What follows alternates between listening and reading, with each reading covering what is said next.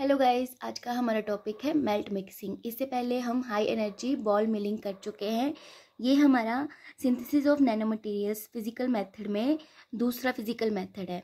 तो it is a physical method, top down approach होती है। टॉप डाउन अप्रोच मैं लेक्चर नंबर 1 में बता चुकी हूँ आपको।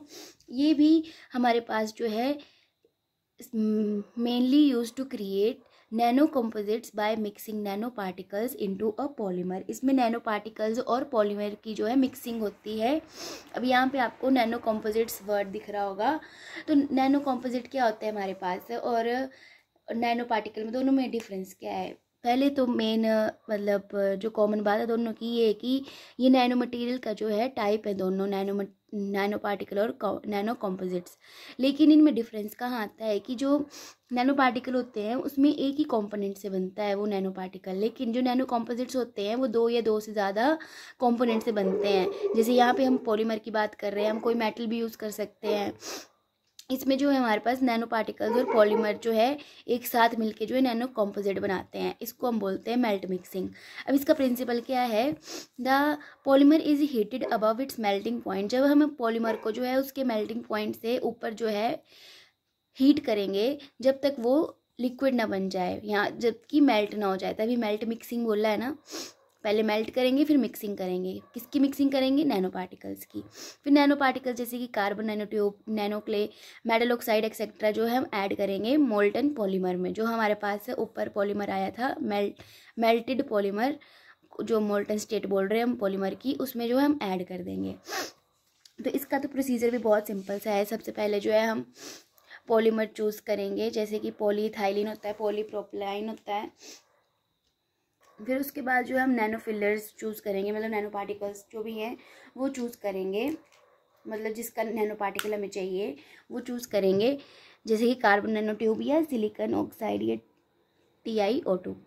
फिर उसको बाद उसको जो है पॉलीमर को हीट करेंगे पहले तो मेल्टिंग पॉइंट से अबव, उसका जो मेल्टिंग पॉइंट होगा मतलब उसको मेल्ट कर देंगे एकदम। फिर स्लोली हम ऐड करेंगे नैनो मटेरियल्स को उस मोल्टन पॉलीमर में, और हीटिंग जो है कंटिन्यू रखेंगे। और फिर उसको जो है मिक्स भी करते रहेंगे। यहाँ पे लिखा है ना, shear force by rotating blades और स्क्रूज, मतलब ब्लेड और स्क्रू जो उस पर लगे होंगे उसको जो है हम रोटेट कर देंगे। फिर उसके बाद mixing time and temperature are controlled carefully. जो ये मिक्सिंग टाइम होता है जो और टेम्परेचर होता है वो कंट्रोल करना पड़ता है बड़े केयरफुली के साथ। फिर आफ्टर मिक्सिंग जो कॉम्पोजिट होता है वो कूल हो जाता है और सॉलिड फॉर्म बना देता है, और जिस सॉलिड को जो है हम कट कर सकते हैं, मोल्ड कर सकते हैं डिफरेंट शेप्स में। अब आपको मन में सवाल आ रहा होगा कि नैनो पार्टिकल्स तो हम देख नहीं सकते, नैनो स्केल पे होते हैं, तो ये क्या मतलब बोल रहे हैं कि इट कैन बी कट, कि कट भी हो सकता है। इसका मतलब है कि मैंने आपको बताया ना कि नैनो कंपोजिट क्या होता है।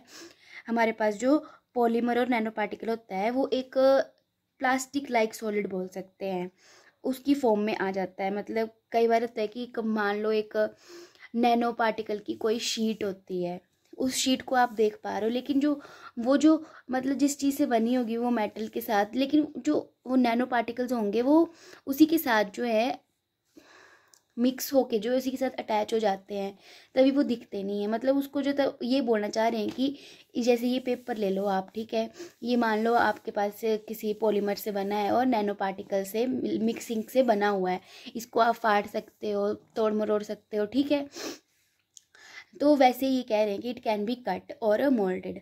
तो जब हम नैनो पार्टिकल्स को पॉलीमर में मेल्ट मिक्स करते हैं तो वो पूरी पॉलीमर की बॉडी का पार्ट बन जाता है। जो फाइनल प्रोडक्ट आता है वो एक सॉलिड मटेरियल होता है, जैसे कि प्लास्टिक, लेकिन ज़्यादा स्ट्रॉन्ग, लेकिन जो हमारे पास नैनो कंपोजिट बना है ये ज़्यादा स्ट्रॉन्ग, ड्यूरेबल और कंडक्टिव होता है।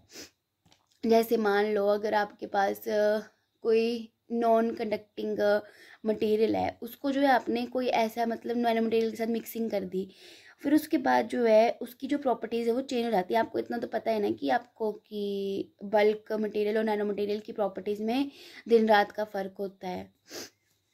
तो सॉलिड जो हमारे पास ऑब्टेन हुआ उसको कट कर सकते हैं, मोल्ड कर सकते हैं। बाकी इसकी एप्लीकेशन क्या है, used in polymer, nano composites, packaging, electronic, sensor, barrier materials. और एडवांटेजेस है सिंपल और कॉस्ट इफेक्टिव है, suitable for large scale production, no need for solvents मतलब एनवायरनमेंट फ्रेंडली है, good for thermoplastic polymers. Disadvantages भी आप खुद रीड आउट कर सकते हैं, यहाँ पे सिंपल सिंपल सी लिखी हैं। बाकी और के एग्जांपल हो सकता है कि जैसे कि मिक्सिंग ऑफ CuB और टाइटेनियम मोल्टन स्ट्रीम में, वो भी जो है TiB2 नैनो पार्टिकल जो है बनाती है। मतलब इसमें ऐसा कुछ भी नहीं था, बहुत सिंपल था मेल्ट मिक्सिंग की। आपने पॉलीमर लिया, नैनो पार्टिकल जिसका बनाना है वो नैनो फिलर लिया, दोनों को मिक्स किया, हीट किया और रोटेट किया, वो ब्लेड और लगे होंगे, ठीक है। वो मिक्स होके जो है फिर उसके बाद जो है आपके पास एक सॉलिड फॉर्म में मिल जाएगा आपको, फिर वही आपके पास जो है नैनो कंपोजिट होगा।